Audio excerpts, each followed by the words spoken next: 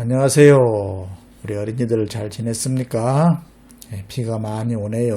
모두 건강하길 바랍니다. 오늘은 성령 강림 후 5째 주입니다.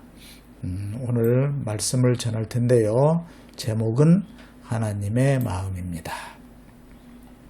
먼저 성경 말씀을 같이 읽겠습니다. 요나서 4장 6절 주 하나님이 박농쿨을 마련하셨다. 주님께서는 그것이 자라올라 요나의 머리 위에 그늘이 지게 하여 그를 편안하게 해주셨다. 박농쿨 때문에 요나는 기분이 무척 좋았다.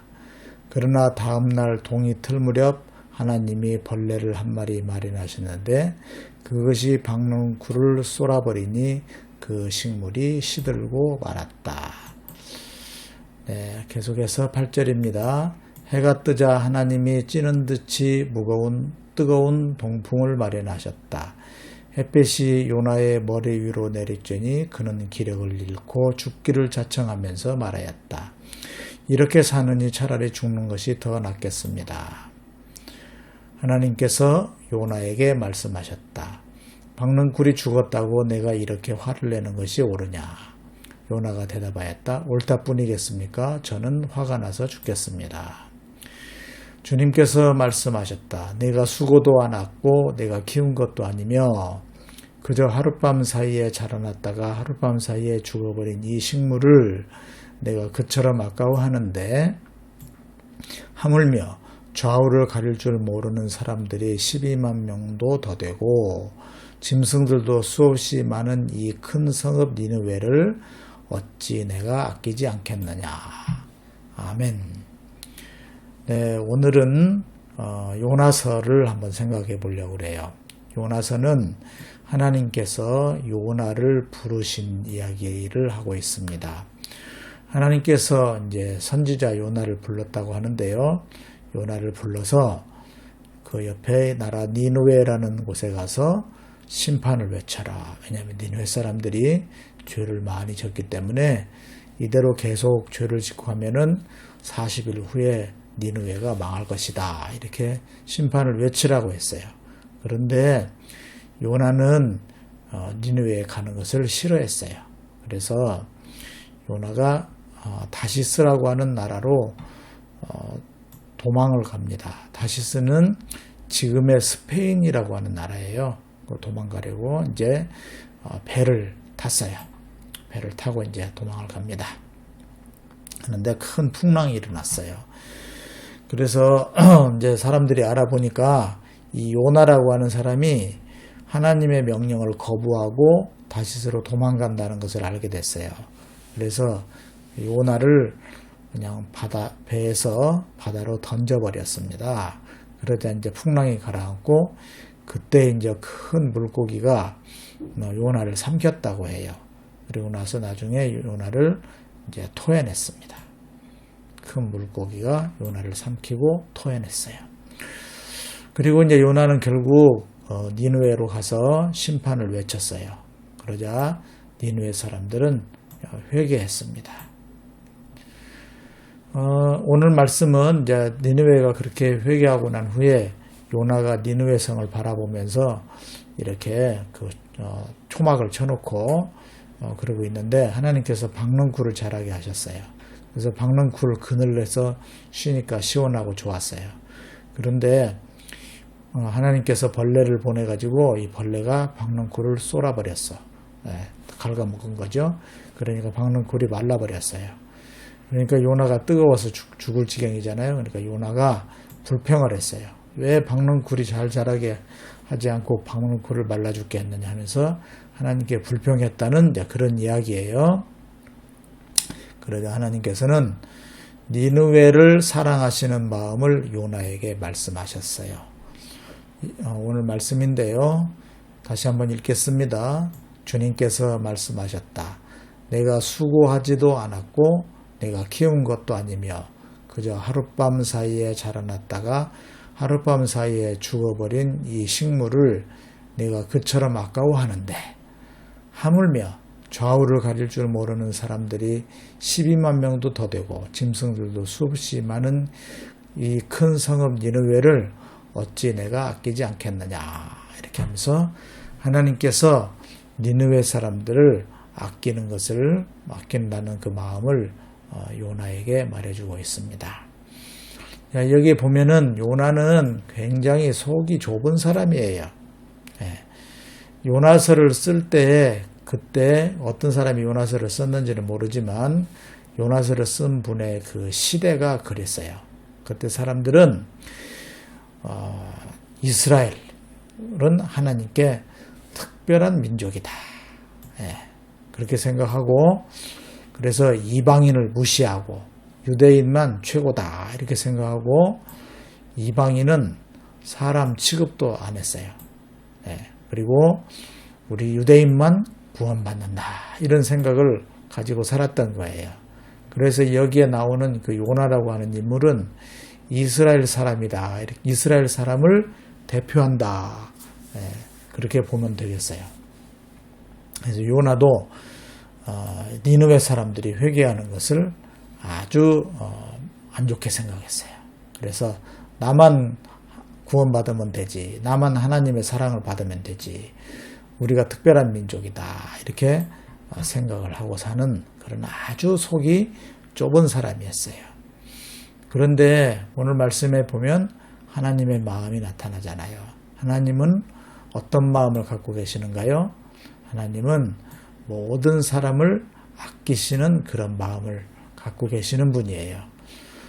이것을 달리 말하면 차별하지 않으세요. 하나님은 유대인뿐만 아니라 이방인도 차별하지 않고 다 하나님 품으로 오기를 바라시는 그런 분이세요.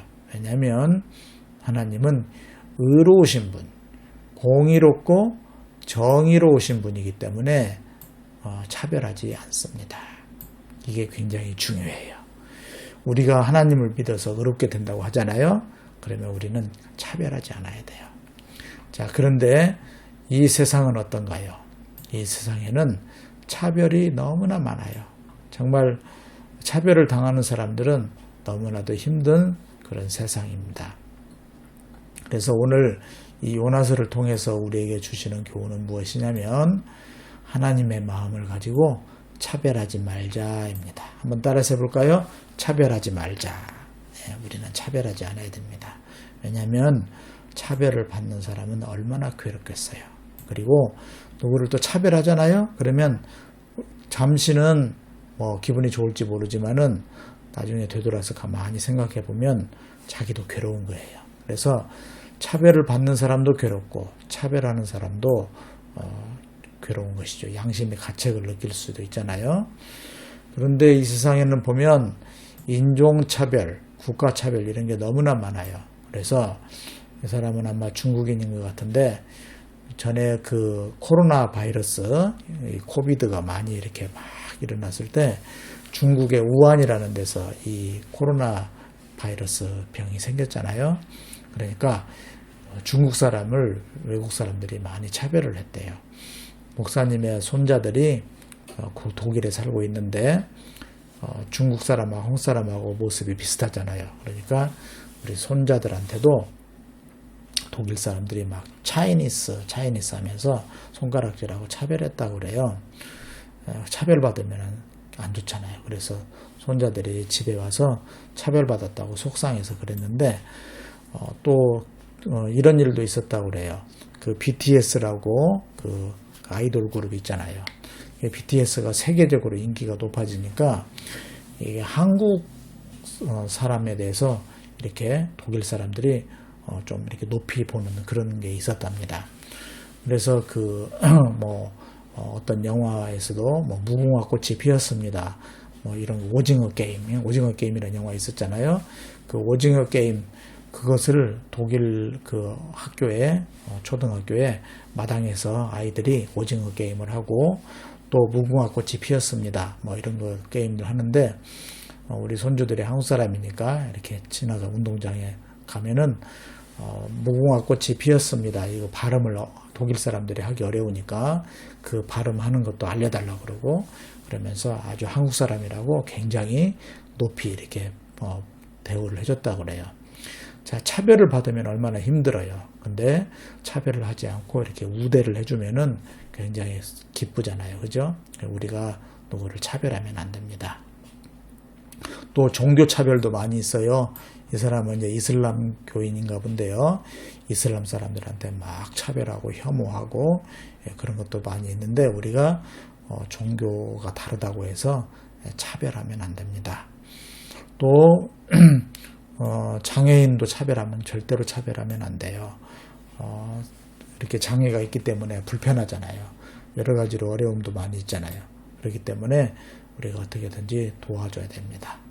또 요즘에 이제 성소수자 차별도 심각해요. 우리 어린이들은 성소수자가 뭘 말하는지 잘 모를 수도 있는데요. 나중에 이제 어른이 되면은 이렇게 이 성소수자 문제가 상당히 심각해집니다. 남자도 아니고 여자도 아니고 중간쯤 되는 그런 사람들도 있어요. 그래서 그런 그 사람들을 막 손가락질하고 차별하면 안 됩니다. 또 가난한 자를 차별해서는 안 돼요.